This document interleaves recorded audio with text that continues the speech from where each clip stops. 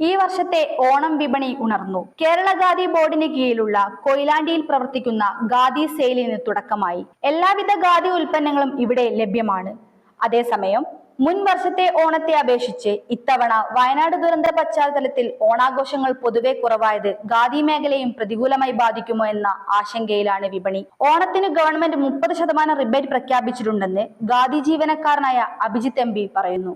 ഓണത്തോടനുബന്ധിച്ച് ഖാദിക്ക് 30% government rebate ഉണ്ട്. ഇപ്പം നമുക്ക് ഡബിൾ മുണ്ടുകൾ, സിംഗിൾ മുണ്ടുകൾ, കളർ മനില ഷർട്ട്, മസ്ലിം തുണികൾ എന്നിവയൊക്കെ ഇവിടെ ലഭ്യമായിട്ടുണ്ട്.